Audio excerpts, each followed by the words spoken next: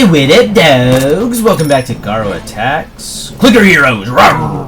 Let's get right back into it, shall we? Last episode, we talked about Frostleaf, the fucking Titan over here. And next up, look at this. We have enough resources to start talking about Dread Knight. What? That's crazy talk. That's a crazy talk. Oh, hold on. Sorry, I need to hit this bumblebee real quick. Boom. Come on, what you gonna give me? It looks like he's about to pay out, so I'm not gonna click too much. Oh, who's your metal detector? 100% gold drops for 30 seconds. I mean, we're killing him really fast, so this is just gonna give us like a bunch of gold for a few seconds, which is nice. Hopefully, what's it called? Hopefully what's its face?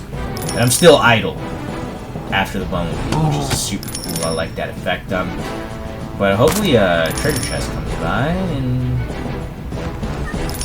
pretty soon. I don't think it will. Oh, I wanted to get these two, but whatever, it's fine. We did make a little bit of extra cash. It's all good though.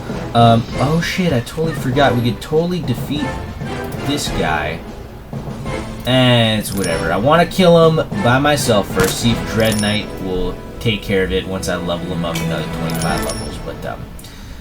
But until then, let's just talk about Dread Knight. He's the last dude I've ever purchased. Yeah, as you can see, Atlas is unlocked, but I've never purchased him. Otherwise, this person would be unlocked as well. But he's able to get guilds, which is weird to me. Regardless, hopefully we look at some of this shit soon, because look at that, we only have 7 more to unlock. And I believe, starting from Atlas and going down until like this pink lady down here, these are called the Rangers. I forget why. I think I might know why actually, but I'd rather not go into it until that time comes, and it won't come until we actually buy Atlas and level him up quite a bit actually. So we won't know that until then. Yeah. So instead we'll talk about Dread Knight. Abandoned and forgotten, his heart has been tainted black with hatred and vengeance. He wields the power of a black ring, which draws its magic from the darkness of his soul. Alright, so, Dread Knight, as you can see, sure, he's not a god, he's not a titan. In fact, he's probably mortal. But he's got an ancient artifact. Black ring, he doesn't even know what it's called. Might be a little nudge to Lord of the Rings? Nah, it's not Lord of the Rings, I'm kidding. How could it be Lord of the Rings? But he's got this black ring that channels the darkness of his heart, and this dude just so happens to be like super angsty and shit because he was abandoned and forgotten as a child, and his heart was tainted black with hatred and vengeance because of it his whole life, and he's grew up like that. It festered in him. It's like he's like a fine wine of hatred. It started off very early, and now he's aged to like an impressive degree. Also, if you want to note this, he's gilded, so this is his gilded equipment right there. I believe this like weird bug mask that he's got on there is like off, and you get to see his face when he's not gilded. I'm not exactly sure, but it's still like he's all black. I don't think there's any gold in his attire. It's just 100% black.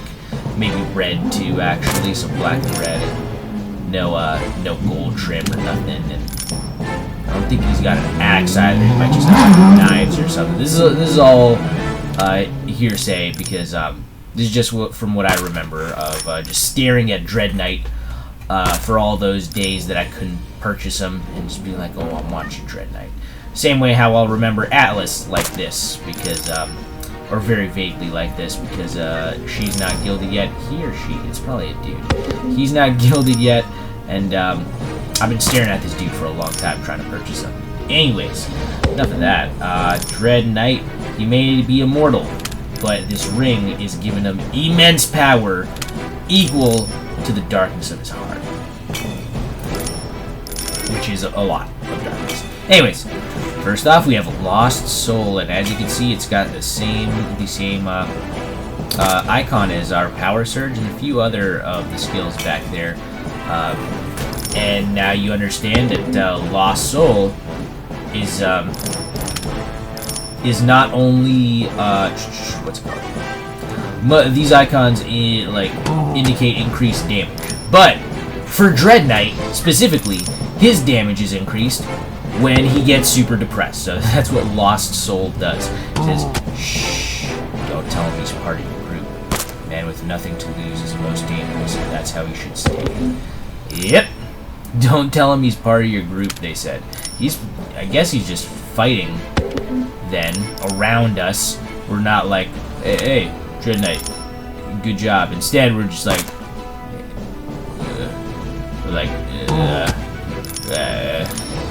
we want to tell him how good he's doing, but if we do, he won't do as good. That's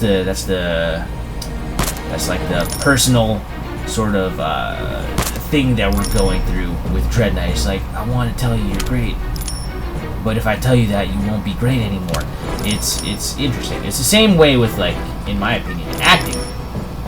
You know, in acting, like, you do your best acting when you're not worried about being good. So if you tell someone, oh, that's some great acting, they'll get super conscious of it, and they'll start acting badly, which is weird, isn't it? It's weird, like, something like that happens. I don't know if it's like a personal thing or if other people have had this problem as well, but I'm telling you, I'm telling you, that's how it works, my friend. Anyway, next up we see a new icon for a new thing. It says a soul catcher. It looks like that thing right there is a soul catcher. And Dread Knight has just revealed to us something. He collects souls. Fetch me my souls, he says. And we buy the soul catcher for him, I guess, and now he has a bunch of souls. I don't know what he's trying to do. Maybe he's trying to fill that empty void in his heart by just capturing a bunch of souls against their will and pretending that they're super into him and they think he's cool and stuff. Oh, what a sad dude. Also, what a weird dude. Anyways, next up on Dread Knight is another new icon that we've never seen before, Raging Bull. I think we've read that same thing before, though. Outsider, Raging Bull. I'm pretty sure we've read that thing, like that same skill name before, Raging Bull, but I might be mistaken. Anyways, looks like a bull, and there's an arrow, red arrow pointing down, meaning I guess he's raging or something. Another 100% DPS upgrade for Dread Knight, and it says this upgrade will send him over the edge. Anger may cloud his judgment, but his strength will increase. Whoa, Dread Knight. So, I don't know what exactly we bought here for 1000D, but whatever it was, it sent him over the edge. Who knows? Maybe his parents owned a bull at one point. He was in a farm or whatnot, and that's when they abandoned him. He's like, fuck bulls. I hate bulls. Roar! And it not only sends him over the edge anger-wise, but it also increases the darkness and resentment in his heart, which just increases his power intrinsically. It's fucking amazing. I didn't know a bull would be this effective on one of my heroes. Glad I bought it at the store.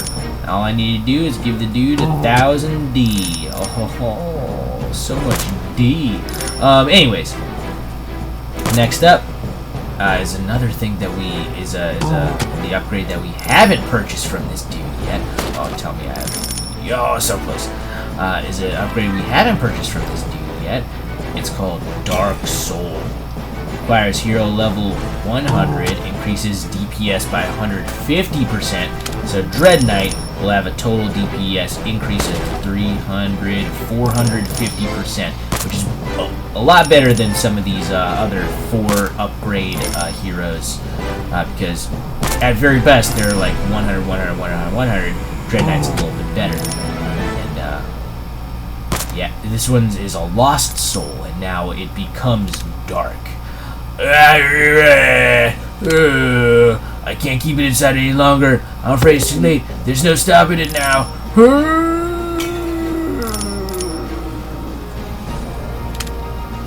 This is, I'm guessing it's just like, yeah, lost soul. If you think about it, like, people Like, they get sad first, and then they get angry, especially men, and then they become super angry and dark. This right here, it could be considered the 5 stages of grief, and he's grieving over his lost family. Boom. First things first is denial, right? Abandoned and forgotten.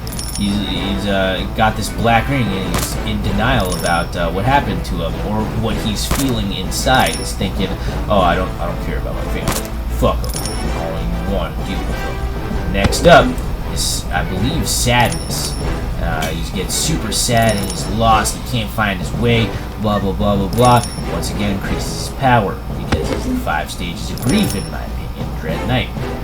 Next up, Soul Catcher. He says, "Fetch me my souls." This is the bartering stage. He's like, the same way people bartering against people's lives. He's like, "God, I'll do anything. Just let my brother or sister or dad or whatever live." That's the same thing Dread Knight's doing here. It's like, "Fetch me my souls. I can make this better with souls." Yes, yes. Next stage, anger. So angry about everything. And the last and final stage is acceptance. He accepts that he is that he had this loss, and it's too powerful of a realization for him in this grieving process. And because the grieving has gone full circle, it increases his DPS by so much because it's so fucking emotional. This dude is pure emotion. And honestly, I think this is the one and only dude, in my opinion, that Aphrodite, the goddess of love's powers, will never touch.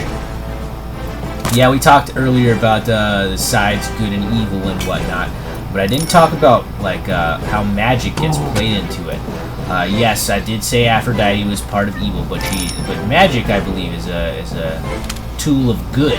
So she's sort of like in between. She's an anti-hero. She uses magic for mischievous purposes, whereas truly evil dudes like Abaddon and stuff, they use the power of darkness, which is, I believe, its own element, and it counters all of love's elements, like fire, water, earth, wind, blah blah blah, completely.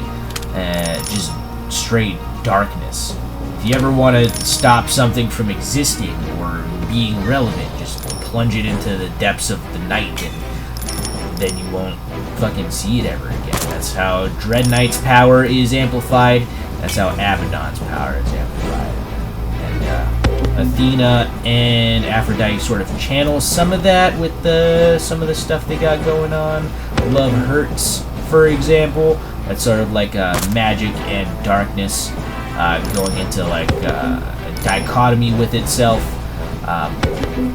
And blood and bloodlust, which she channels from dark energies and blah blah blah.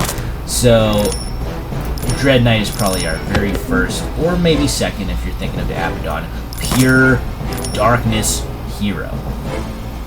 And he might be tipping the scales to the dark side a little too heavily, especially since Amenhotep is trying to create a balance. I don't know if Frostleaf is super good, but he does utilize magic, which in my opinion is a good trait.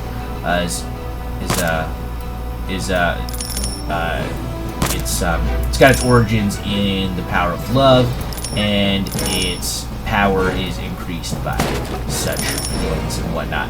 So who knows? Maybe these two are opposing each other in that good-evil sort of way, with magic and darkness. But I didn't talk too much about darkness before, but that's because I was waiting for Dread Knight because he's super baller. But yeah, that's Dread Knight for you in a nutshell. In my opinion, the 5 stages of grieving incarnate. And while we are ruminating about the coolness and awesomeness of that, I'm going to give Dread Knight another 75 levels. And we're going to see if we beat the big Sage Shroom right here. We do have like 30 seconds left on the clock for this video that I planned on anyways, and holy shit. Yup, he does it!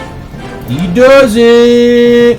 Alright, so next episode, we're hopefully going to get exclamation points so you can do this dude at level 100, and then we'll give him Dark Soul, but But next time, we're done with lore, and I might, while we're hitting a plateau and whatnot, talk about some of the ancients.